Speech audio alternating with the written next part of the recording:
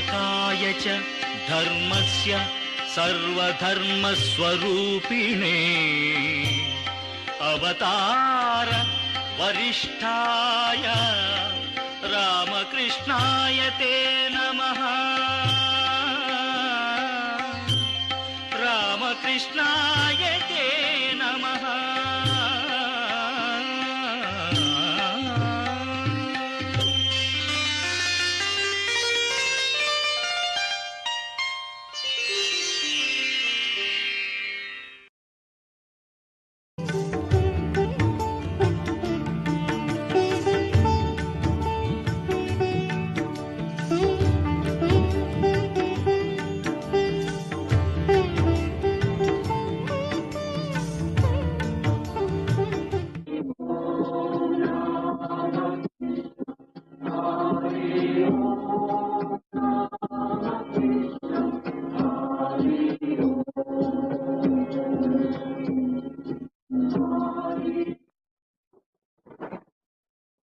We were studying the 7th chapter of the Gita, where Sri Krishna speaks about two aspects of nature. Nature means whatever exists in the universe, everything. That is what is understood as nature. In that nature, there are two dimensions. One is the sensory data dimension. The other is what lies above the sensory level. This is a profound truth upheld in Vedanta, and Vedanta calls it the philosophy of total reality. No reality is eliminated, neglected, everything is accepted. These two are essential to complete the totality of reality. Asamshayam samagram mam. Samagram means totality, all. That is being explained by Krishna by saying, my first prakriti is the world revealed by the five senses. Bhumirapo nalo vayu kammano buddhirevacha ahankara itiyam me vinna prakriti ashtatha. Eightfold. This prakriti, which you feel, which you see, which you handle, which is the subject of study in positivistic sciences, that is one. And the next sloka said, apareyam. This is my apara prakriti. Apara means secondary, ordinary. Para means higher, primary. This is my ordinary prakriti. Know my higher prakriti, para prakriti. What is that? Jiva bhutam, of the nature of life and intelligence. Mahabaho yedam bhajate jagat. Where consciousness comes in, what is the speciality of life? Consciousness. What is the speciality of intelligence? Consciousness. This is unconscious nature. What you call in Sanskrit achit. This is chit, consciousness. That second thing is my higher nature, because that sustains everything in this universe. Apareyam vitasvanyam prakritim vidhi me param jiva bhutam mahabaho yayedam dhajate jagat, by which everything in the universe is sustained by that principle of consciousness, which is the totality of all experience, of all existence. That is the highest reality. Brahman is of the nature of pure intelligence, pure consciousness. Jnanam is the language used in the Upanishad. What is Brahman? Jnanam. Satyam, Jnanam, Anantam. Therefore, that is what sustains the whole universe. This is what Krishna is telling here. Having said this, in the next sloka, he says, Etad yodini bhutani sarvani tibadharaya. All things in this world are the product of these two. Nothing outside these two you can see anywhere in the universe. Chit and Achit. You can see anywhere either Chit or Achit. Nothing a third. Edat yonini bhutani sarvani tibadhariya. Of all things in this world, of all events in this world, these are the two sources. Yoni means sources. Aham sarvasya jagata. Pralaya. Prabhava pralaya sthatha. Krishna says, therefore, these are my two natures. Through these two natures and the origin and the sustenance and the dissolution of the whole universe. That is the language used there. This is the source of everything. The commentary of Shankara on this is beautiful. Prakriti dvayadvarena aham sarvatya ishvaraha jagataha karanam. What is the cause of this word? We ask the question. What is behind this word? The word cause is used in the sense in which it is used in Sandhya philosophy.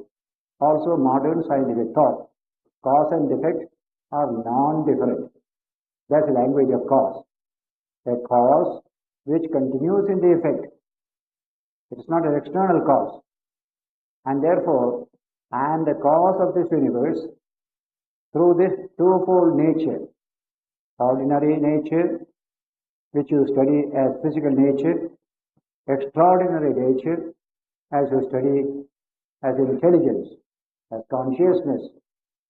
These are two aspects of one single reality of Prakriti. Whatever exists have come from these two, either one or the other.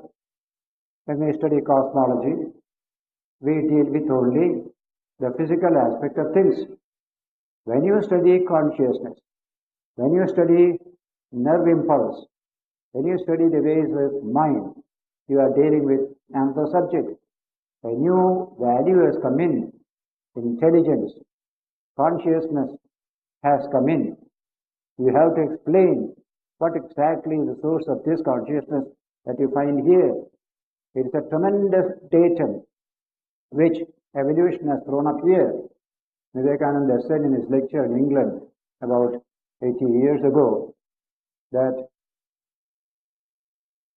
a little worm is sitting on a railway track. From a long distance, the train is coming. There is a vibration on the railway track. That little worm has the intelligence to protect itself, so it quietly moves aside. That little worm, that little action, behind it is this tremendous datum called consciousness. Goal-directed action can come only through consciousness. And therefore, this language Krishna uses here, this second datum, consciousness, is what is fundamental, sustaining the whole universe. So Shankara comments upon it. God in Vedanta is that reality which is the cause of this universe through its double nature, apara and para. These two aspects of the divine constitute the cause of this universe. That cause is in the effect itself, functioning through the effect itself. That's why in the Upanishad they often mention the Lord projected this world and entered into it and remained there. Like a spider that weaves its web out of itself and lives in that web. So the Lord projected this universe. The word is not creation. Projected is this universe. Srishti means projection. Therefore, He projected this universe and lived in it as a self, as you and I, as consciousness, etc. In a cosmological sense, you cannot discover Him there. He is deep within, and the whole thing is what we call achit. Though according to Vedanta, Even in Achit, Chit is there. Everything is Chit, but not palpable, not experienceable. Only when the Achit develops into the living self, then consciousness begins to appear. Before that, you can't trace consciousness in anything in the universe. In the far distant galaxies, you can't trace consciousness. There's a tremendous value thrown up in evolution. And I spoke last Sunday that this evolution is only evolution of structure. There is no evolution in consciousness. Consciousness is one and non-dual. Evolution is in structure. By structural evolution, consciousness manifests more and more. Just like an opaque substance doesn't manifest light. When it becomes transparent and translucent, it manifests more and more. Light itself is there, but this particular object cannot manifest this light. So in a Vedantic language we say evolution of structure, manifestation of what is ever present within it as consciousness. That is the nature of evolution according to Vedanta.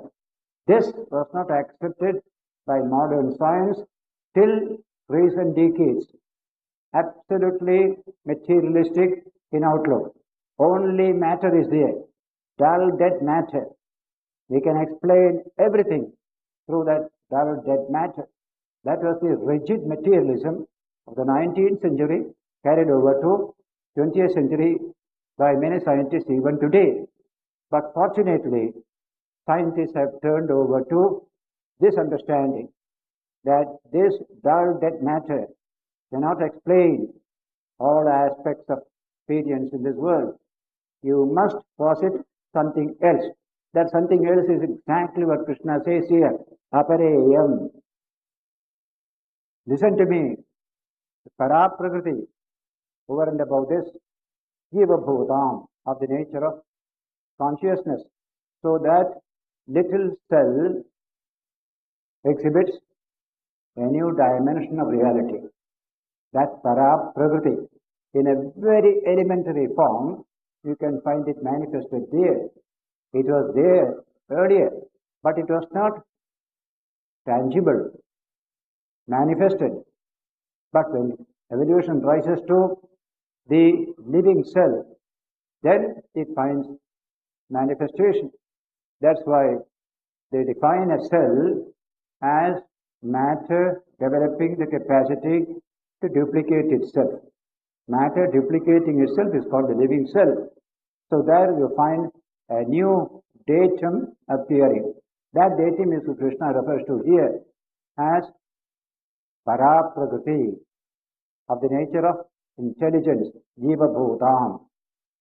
Our scientists today, devoted to materialism, will say they can explain all this consciousness, all this behavior of the self, behavior of a human being, behavior of Shakespeare, behavior of even great spiritual teachers, all in terms of that, what you call dull, dead matter.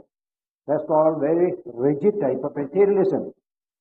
Reductionism, as they call it. Whatever great thoughts you have, you can explain it in terms of the genetic constitution, the chemistry and physics of the body that is there. That is the extreme reductionist view of several scientists in India as well as abroad. But the hopeful sign is a number of great scientists are breaking away from this reductionist attitude, truly recognizing a second principle apart from the dull, dead principle. That second principle, which Krishna refers to as Jiva Bhutam, the presence of consciousness, intelligence. You can't do without it to explain in this world. It will be highly reductionist and therefore unscientific in every sense of the term. That is where today's rigid materialism is getting what you call a break by the new developments in scientific theory. Krishna says here, I am the cause of this universe, as eternal self of all, as the Lord of the universe, in my twofold nature, as Apara Prakriti para-prakriti. Both are part and parcel of the same nature. Prakriti is one. It has two dimensions. Apara dimension, para dimension. Today scientists, as I said, most of them accept only the apara dimension, and they don't have any place for the para dimension. Para dimension is only apara dimension in some form, that is all. So that thoughts and brain, they are one and the same, is the way of the materialistic psychologists and neurologists of today, that thought is only a secretion of the brain. That's a what you call dull language in which this idea is put. This is contested by great scientists, neurologists, physicists, a big section, and their number is increasing day by day.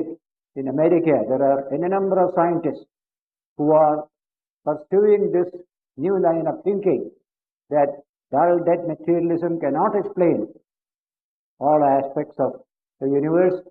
We must have this second aspect of nature, that Jiva Bhutam, the place of consciousness, is being increasingly recognized, and in the subject of neurology, this is a very big subject of controversy today. Fortunately, outstanding neurologists have accepted the idea that you cannot explain human behavior based only on one item, namely dull dead matter. You have to have the second item, namely consciousness or the mind, brain and the mind. Brain alone cannot explain everything. Therefore, here you have a center of thought which has become very crucial for the development of science. The whole of modern science will undergo a tremendous revolution leading to spiritual development if this thought gets prominence in physical science, that the brain cannot explain all aspects of nervous behavior. There is a place for the mind. Mind is essential. Now this subject is therefore crucial. What the Vedanta had upheld ages ago is being explained with greater scientific thoroughness by many aspects of modern science. For the last 100 years, you can see every development of physical science has been to confirm what Vedanta has said ages ago. Not one single thought has gone against the teachings of Vedanta, but science gives it a more secure experimental basis. We have realized it through our own internal spiritual experience, but they are showing it through external physical experiment and experience as well. In this connection, it is good to know those neurologists who are supporting this idea that behind the brain there is a mind, and both are needed to explain human behavior. That is a very crucial question, and we have some of the greatest neurologists who are now affirming this truth. Psychology and neurology, both were highly materialistic until a few decades ago. Highly materialistic, behavioristic psychology, like Professor Watson in America, and even now there are very important psychologists in America. They are all highly materialistic. They don't need any non-material reality to deal with human behavior. But as I said, several psychologists breaking away from this materialism, a crude materialism, they are trying to experiment and demonstrate the truth of the mind behind the brain. So brain study is going on all over the world. Formerly, it was only dead man's brain, dead man's nervous system. Now it is living brain, living nervous system. There's a wonderful change that has come over in neurology. And a further development has come. They used to put people into unconscious state when they study the brain. Now they keep people conscious. And you can hear have a conversation between the scientist and the patient when brain surgery is going on. That is a new development that is giving you more knowledge of the true nature of the human psyche. Among such scientists, one was the late Wilder Penfield of Montreal Neurological Institute.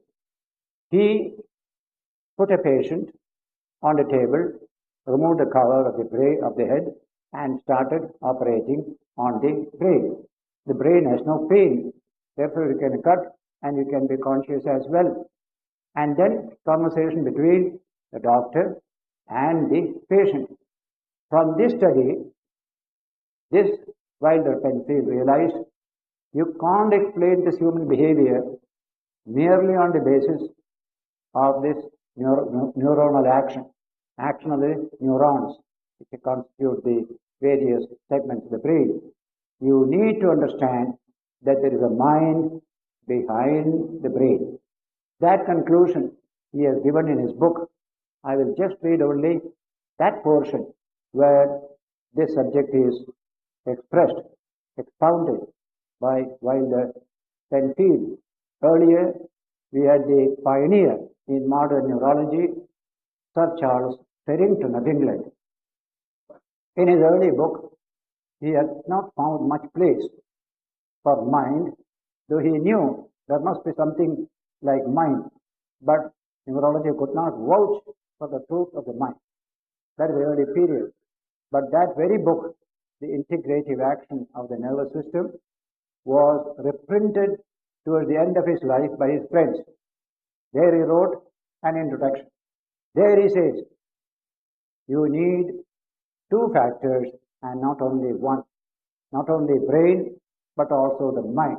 When he was mature, just when he was old, at that time, this new idea comes in. By that time, other people already started, like Wilder, Penfield, and others. So, pure scientific investigation, by studying the facts of the human situation, the brain, the nervous system, this truth emerges, that there is a mind behind the brain. There is something non-material along with something that is material. Both together constitute the human system. What in Vedanta we call this body, this human being, is Chit Jada Granthi. Beautiful expression. The combination of Chit and Jada. What is consciousness and what is inert matter. These two are combined in the human system. We are both there. There is physics and chemistry there. There is something higher also is here. That's Vedantic way of putting Chit Jada Granthi. This idea comes through the writings of both Sir Charles Sherrington and Wilder Penfield. Here is that famous passage from Sherrington's second edition before he passed away. Normally, early period, there were even Wilder Penfield himself said, I started as a materialist. That's all what we can handle. But sheer fact began to stare me in the face, and I found I can't explain all these phenomena in terms of mere brain. I was compelled to consider the reality of the mind behind the brain. That was the change similar that came to Sir Charles Sherrington also.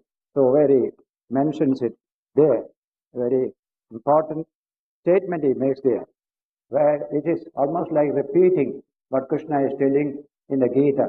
That's why I want to share these passages with you, because there is so much of similarity. The way Krishna tells, in a twofold nature and the cause of this universe. Not one-fold nature, but all nature, but lower, higher. That's the language he has used here. So, it tells here, in June 1947, Sir Charles Sherrington wrote a foreword to his book, The Integrative Action of the nervous system, which was then being republished in his honor by the Physiological Society. The last paragraph of his foreword expresses his conclusion of it all. Here is a passage. That our being should consist of two fundamental elements offers, I suppose, no greater inherent improbability than that it should rest on one only. There is a paraprakriti, there is also paraprakriti. It is not improbable at all. That is how Teddington writes. But when you come to this great neurologist, Wilder Penfield, he summarizes all his discoveries during his long years of neurological surgery, etc., in this particular book. That book is called, he mentions here, The Mystery of Mind, a critical study of consciousness and the human brain, the relation between the two. There, last para, I'm only reading just two paras from there. This is from, I had quoted this in my lecture on neurology and what lies beyond for inaugurating the All India Neurological Conference in Hyderabad last year. Small book is available in the bookshop. A few copies, about 100 to 200 copies of a very cheap edition, 2 rupees, the other is 5 rupees, better edition. Both are available just now, several copies there. But very important for us to know. Here he says, for my own part, after years of striving to explain the mind on the basis of brain action alone, I have come to the conclusion that it is simpler and far easier to be logical if one adopts the hypothesis that our being does consist of two fundamental elements. If that is true, it could still be true that energy required comes to the mind during our waking hours through the highest brain mechanism. Our nervous system and the brain, they supply energy even for our consciousness. So far the waking state is concerned, that is not eliminated by this new discovery, because it seems to me certain that it will always be quite impossible to explain the mind on the basis of neuronal action within the brain. All the various neurons in the brain, their action, that can explain consciousness according to materialistic neurologists. He says, no, this cannot be done. Yes. And because it seems to me that the mind develops and matures independently throughout an individual's life as though it were a continuing element, and because a computer, which the brain is, must be programmed and operated by an agency capable of independent understanding, I am forced to choose the proposition that our being is to be explained on the basis of two fundamental elements. This, to my mind, offers the greatest likelihood of leading us to the final understanding toward which so many stalwart scientists are striving. What a wonderful way of putting it. Many scientists are striving to know what is the truth about this. Unless your mind is free to accept new facts and modify your old theories in terms of the new facts, that's called science. There is a theory, there is a contrary fact. One single contrary fact can break a theory. That is what has happened to mechanical physics of the Newtonian period in modern nuclear physics. Nuclear physics has overturned many of the conclusions of mechanistic physics. Similarly, in neurology, we have certain old theories. We want to stick to the theory and twist the facts to suit the theory. That's not science. A fact is the greatest thing you have to respect. Theory must be altered in terms of the facts. That's what these scientists are doing. And when they do so, they just repeat what Krishna said in the Gita ages ago. Apareyam itastvanyam prakritim vidhi me param eva bhutam mahabaho yayedam dharyate jagat. What a beautiful idea. Shankara's commentary, therefore, Prakriti Dvayadvarena Aham Sarvajna Ishwaraha Jagataha Karana. That primordial reality from which the universe came, that primordial reality has two dimensions of nature. One is apara nature, the other is para nature. Therefore, in evolution, these two aspects began to appear. The para nature came much later in manifestation. When the living cell appeared, para nature began to appear. Until then it was completely submerged in our dead matter, in apara prakriti. The whole evolution is this kind of liberation of para prakriti involved in apara prakriti. We are liberating it step by step. And even today, suppose you and I, what are we doing? We are trying to liberate the para prakriti in us from the control of the apara prakriti. This dull, dead material body-mind complex, this we want to release its grip on our consciousness to make it free. That is mukti. That is liberation. That is how consciousness caught up in a piece of matter. That consciousness wants to come out, to manifest. The whole story of evolution is this struggle of consciousness to return back to its own state and discover the whole world is nothing but an ocean of consciousness. There is nothing but consciousness in this world. Everything is Brahman, of the nature of pure consciousness. One English word we use, namely experience. In Sanskrit we call it anubhava. Now, when you study cosmology, you do not find this factor called anubhava or experience throughout cosmic history. The sun has no experience. So also the stellar system. None of these has experience. But when evolution comes to that level of the living cell, this new datum comes into view. Experience. The cell has experience. Wherever there is a subject and there is an object, the subject knowing the object, what makes for experience. That experience was not there throughout evolution, cosmic evolution. That is the most important thing. From the living cell onwards, experience becomes a profound datum of the cosmos.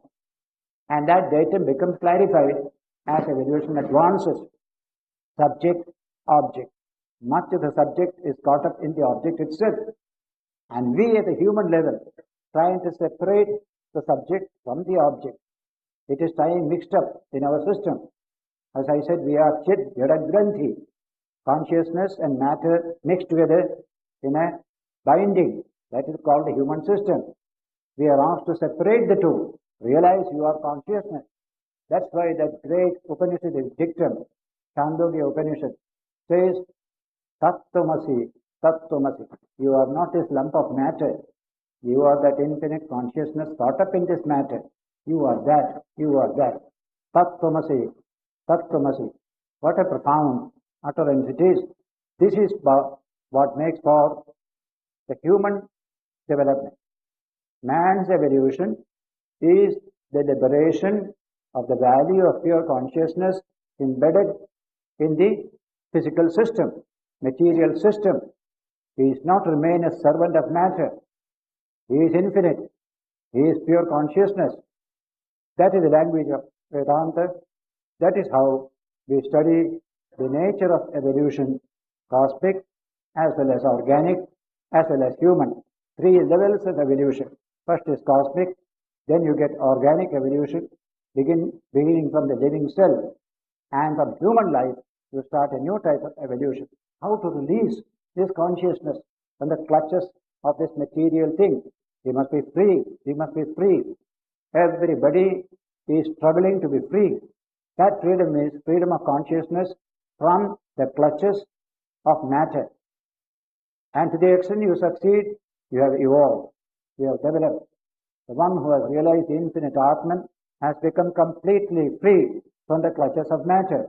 Matter is their servant. not they the servant of matter. And today's civilization makes man completely a servant of matter, submerges him in matter. That's why these new scientific discoveries are going to release man from that condition. It is in that context, books like the Gita will become of tremendous significance. The Upanishads and the Gita, Vivekananda literature, in all this you will find this truth expounded. How to save humanity from this submergence in matter. He has become a thing. He has forgotten his own divine nature. This is the greatest truth man has to learn today. That's what Swamiji did when he went to Chicago Parliament, where in that address he quoted this Shvetashvatara Upanishad and said, our sages address all humanity as children of immortal bliss, Amritasya Putraha, not a child of darkness, not a child of matter, but a child of the immortal. You are all children of the immortal. That is what Indian sages call you. He said that, the new message to them. They never understood this before. This message is catching up all over the world. The dignity of man, his greatness, his glory come from his infinite divine nature. He doesn't know it, but not knowing doesn't abolish truth. The sooner you know, the better. So Krishna's statement in these 3 verses, my lower nature, he describes in the first verse. Higher nature, he describes in the second verse. And the third verse combines these two, that this two together constitute the totality of nature, through which I am the cause of the maintenance, creation, and dissolution of the universe. The world came from consciousness. The world is consciousness. The world returns back to consciousness. That is the nature of this universe. That Shankaracharya gives a wonderful scientific definition of the nature of the ultimate reality. That is ultimate reality from which the universe cannot be separated at any time, past, present and future. Then only it is ultimate reality. That is why consciousness is the reality from which nothing can be separated. It is always part and parcel of that consciousness, hidden sometimes, not manifested, or sometimes manifested, but consciousness is. That is what they call Brahman. Brahman is not a thing. Brahman is pure consciousness. In some of the most beautiful verses in the Upanishad, this subject is expounded. And Shankara says, the word Brahman, the word Atman, have no particular meaning. You can use any other word. It doesn't constitute the whole of reality. But some word has to be used. Therefore, we use the word Brahman for the infinite totality, Atman for the spark of the divine that is in you and me. And these two are one and the same. Atman and Brahman are one. The consciousness that is caught up in your body-mind complex and the consciousness that is behind the universe, both are one and the same. Atma Vedam Sarvam.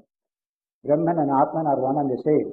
The whole universe is nothing but pure consciousness in its real nature. Now therefore, in the 7th chapter, Krishna took up this subject, that I shall tell you Jnanam along with Vijnanam. Jnanam Chedam Savijnanamidam. I shall tell you knowledge and experience by which there will be nothing left to be known. What a challenge it is. Nothing left to be known. Ramakrishna gives a beautiful illustration. There is the fruit of the bale tree, Villua tree. Generally, people take that beautiful material from within and they make sarbat and drink it. That's called bale fruit. That is the most useful part of the bale. But if you want to understand the totality of the bale, then you must take also the fiber, the seed, and the outer cover. All this put together only is the bale. So for eating, that one is quite all right. So in this universe, there is such a thing as a totality of reality. That must be taken into account. There, Aparaprakriti, paraprakriti, both have to be taken into account. Then you get the totality of reality. That's what Krishna has been telling from the beginning of this chapter. This chapter is important from that point of view. I shall tell you, he says, saying here, Jnanam teham savijnanamidam rakshami asheshataha. Jnana with vijnana. I am going to tell you the entirety of this reality. And then he said, Yat jnatva meha bhoyonyat jnatavyam avashishyate. By knowing which, there will be nothing left to be known. What a challenging statement it is. In fact, the word Brahma Vidya is explained in the Mundaka Upanishad as Sarva Vidya Pratishtha. The basis of every science, basis of every knowledge is Brahma Vidya. Brahman standing for totality. Brihatvat, Brahmanatvat, Brahma Uchyate. Even the etymology of the word is that expands and fills everything. That's meaning of Brahman. So that's called the totality. In today's cosmology, you have a background material when the whole universe was compressed in that small material. That is the reality behind this universe. It exploded. And that explosion, first second, or even a fraction of a second, then second like that, there is a study of what happened in that explosion. In that explosion, slowly, universe began to evolve. In the beginning, it was a singularity, as they call it in today's language. Only one, no difference of atom, molecule, or electron, nothing was there. Everything was simple energy. Then slowly, diversification came from unity to variety, to diversity. Vedanta says all evolution is a transition from uniformity or unity to diversity. It is put in a very simple language. Suppose that background material could speak. What will it say? Ekoham bahusyam. I am one, let me be many. That's what Upanishad said. If that background material could express its own intention, I am one, let me be many. The one becoming the many. Nature undifferentiated, becoming nature differentiated. That's called creation, that's called evolution. This is common to Vedanta and modern cosmology, except that background material is a dull dead matter. Modern science has no conception of consciousness behind this universe. That conception will come through neurology, when we find that mind is a separate datum, along with body which is matter, brain which is matter. If this becomes confirmed, then the whole background material of modern cosmology will undergo a revolutionary change, and that change will be exactly what has been expounded in the Vedanta. Satyam, Jnanam, Anantam, Brahma. From that, the whole universe has come. So we say, from God we came, in God we live, unto God we return. Using the word God in the Vedantic sense, not as an extra cosmic God of any monotheistic religion. That is the language used in Vedanta, Janmadhyasya Yataha, that Brahma Sutra, from which reality is the origin, the sustenance, and the dissolution of the whole universe. That is Brahman. That is the reality we are devoted to. That is the principle of religion. That's also principle we study in physical science. There is no conflict between the two. Because of this unity behind this diversity, there is no conflict between science and religion in India. It should be the same in the West also.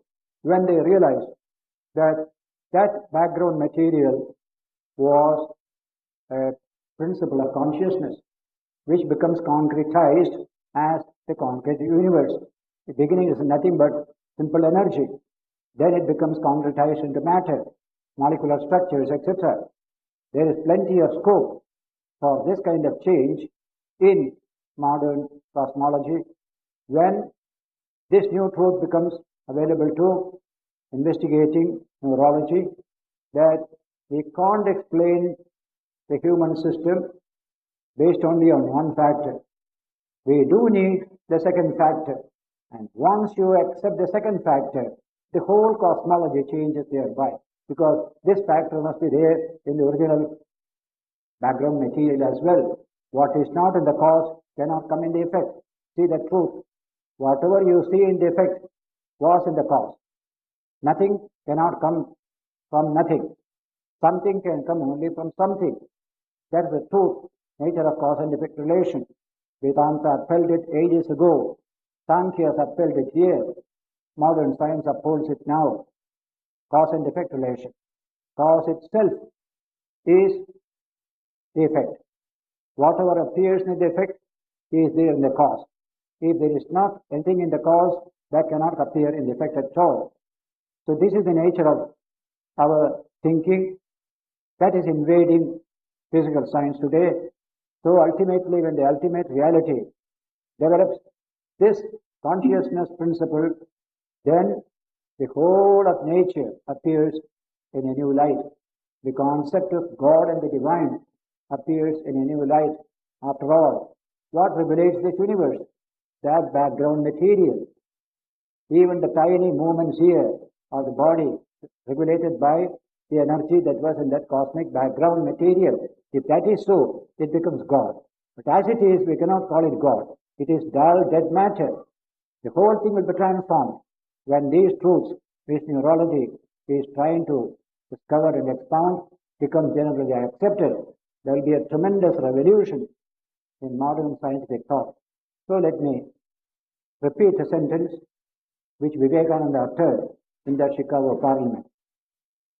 Welcoming these tremendous advances in modern science, Swamiji said, the Hindu is only too glad that the truths he has been holding to his bosom for all these thousands of years are being taught in clearer language and greater logic by modern science. That's the language he has used there. We have discovered it through our own spiritual experiences. They are discovering through real investigation from the external side. From the known to the unknown, they are coming, but reaching the same point. That is what is happening today, Vedanta versus modern science. It will take some more time. Lot of prejudice is there. Just like in religion, there is a control of dogma on the human mind. Science also, there is a control of dogma. Materialism is a dogma. Although what you call the famous Huxley, who was collaborator of Darwin, he referred to materialism as a very foolish idea in science. It is an intruder into science, he said, in the last century. Many other scientists are saying the same thing. So this crude materialism is eliminated. Some new developments will come. Religion will become a tremendous discipline for human development and human consummation. That is what Vedanta expected ages ago. So, one simple truth Krishna has said here, there is nothing supernatural in the whole thought of Vedanta. Everything is natural, but natural from two dimensions, apara and para.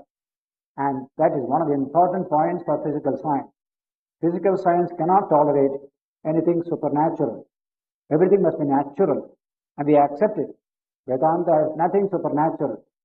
Everything is nature, but nature understood in its full connotation. Paravidya, aparavidya.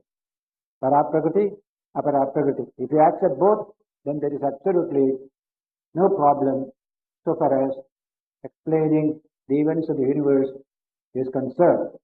That is the importance of these three verses in the 7th chapter of the Bhagavad Gita. Similar things will come later in the 13th chapter also. And in the Upanishads, we have plenty of such passages. In Shankara's commentary on the Brahma Sutras, he begins with the statement referred to earlier, that we are a combination of Chit and Achit. Chit, Jada, Granthi. Everything mixed up in our system. Consciousness and dull dead matter are mixed up in our system. We have to separate them. We have to have discrimination between one and the other. Shankara's commentary begins with this very sentence. Katyanute mithunekritya sarvo ayam loka vivahara. All loka vivahara is based upon a mix-up of satya and anartha, shadow and light, truth and untruth. All got mixed up here. The power of discrimination to separate this is needed. As Ramakrishna said, if you put sand and sugar together, the ant will come, take only sugar and separate the sand. The ant has the power of discrimination. We don't have that much discrimination. We need that discrimination today. So in the first sentence itself, Shankara refers to this natural state of the human mind. We mix up consciousness and dull dead matter. We have to separate them and realize our own true nature as that pure consciousness. We are Nitya, Shuddha, Buddha, Mukta Svabhava, Paramatman. We are that pure and enlightened and free Atman. That is our true nature. So commentary begins with the statement and need for investigation. Because it is mixed up, there is need for investigation. Investigation is essential. The word is jitnyasa, Brahma jitnyasa. Investigation into the nature of Brahman. Why jitnyasa? Because everything is mixed up. You need to investigate, question, inquire. So in all departments of life, there is need for investigation. There is so much of mix-up of things in the world. So what is science? Investigation. If what is given is taken by science, you will get only common sense. Science investigates, discriminates, and then say, this is the truth, etc. So this is the meaning of this wonderful early verses of the 7th chapter. Apara Prakriti, Para Prakriti, constituting the supreme reality of the universe. With that we can explain everything. That is how Krishna expounds this great subject. Etat yonini bhutani, sarvani, all beings in the world, physical, non-physical, etc. Everything, from the stellar, what you call explosions going on in the sky, with various transformations going on in the human system, every one of them is the combination of these two. Etat yonini bhutani, sarvani tribadharaya, aham krishnasya jagatah, prabhava pralayasthatha. I am the origin, sustenance, the solution of the whole universe. If you see a wave on the ocean, you can ask this question, what is this wave?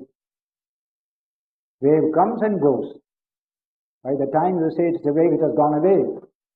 It is a particular name, it is a particular form. But what is the wave? The truth comes, it is the ocean. The ocean and the wave. Wave came to the ocean, stayed for a second, returned back to the ocean. The ocean is the truth. Wave is only a manifestation of that ocean for a temporary period.